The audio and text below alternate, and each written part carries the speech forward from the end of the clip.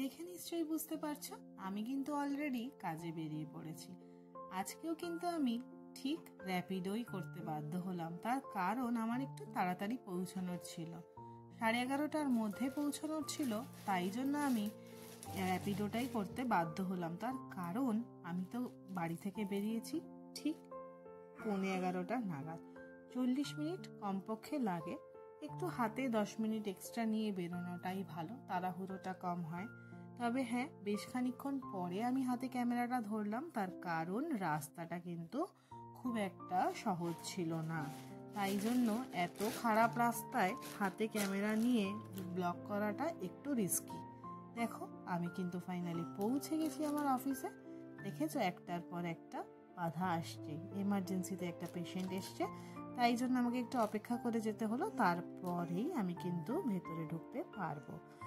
আমার জীবনের কর্মস্থলটা এই পেশেন্ট আর হসপিটাল এই করে করেই কেটে যাবে মনে হচ্ছে। যাই হোক, আমি তো ফার্মাসিস্ট, এটাই হওয়া স্বাভাবিক। বেশ খানিকক্ষণ পরে আবার হাতে ক্যামেরাটা ধরলাম, নারায়ণার কাজটা কমপ্লিট করে তারপরে আমি ওখান থেকে ধরে নিয়েছি বাস। এখন কিন্তু আর র্যাপিডো নয়, এক জায়গা থেকে আরেক জায়গায় যাচ্ছি।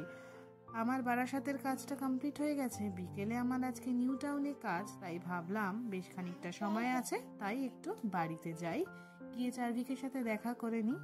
তো দেখো বাড়ি যাওয়ার সময় ঠিক সিমলা বিরিয়ানিটা সামনে পড়লো চিনার পার্কে নেমে, তো ভাবলাম চলো নিয়েই নিই।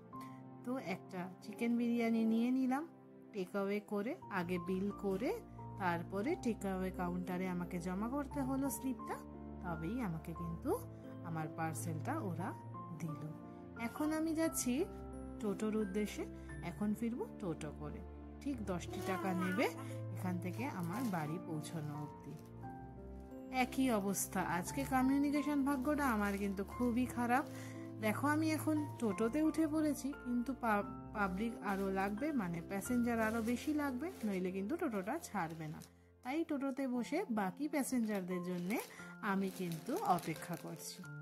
তো দেখো পরে আমার এই যে তোমাদেরকে বলছিলাম না স্লিপটা জমা দিতে, তো সেই ক্লিপসটা পেছনে চলে গেছে। কোনো সমস্যা নেই, তোমরা একটু অ্যাডজাস্ট করে নিও। এই আউটলেটটা থেকেই কিন্তু আমি নিয়েছি। জানো আমি এই আউটলেটে ঢোকার সময় একটু একটা সিঁড়ি দেখতে না পাওয়ায় পড়ে যাওয়ার সম্ভাবনা লাগছিল, পড়েই যেতাম মুখ থুবড়ে হয়তো। তো যাই হোক, আর কথা বাড়িয়ে লাভ নেই, খাবার দাবার নিয়ে নিয়েছি, খেয়েও নিলাম। এই দেখো ইন বিটুইন আমার ছেলেটি কিন্তু ঘুম থেকে উঠে পড়েছে, উঠে পড়েও অবাক হয়ে গেছে, এই সময় মাম্মা কেন, এই সময় তো মাম্মাকে আমি পাই না। তো খুব খুশি হয়ে গেছে, হাতের জিনিসগুলো নিয়ে টানা হেঁচড়া করছে, আর হাতে ক্যামেরা দেখে সেটাও তার লাগবে, আই তাই তাই তাই করছে। বাবা তুমি খুশি হয়েছো মাম্মাকে এই সময় বাড়িতে দেখে? ও দাও তো, তোমার হাতটা দাও তো, মামার কাছে দাও, আমি একটু ওকে আদর করে দিলাম, একটু ওকে চটকু মটকু করতে খুব ইচ্ছে করে।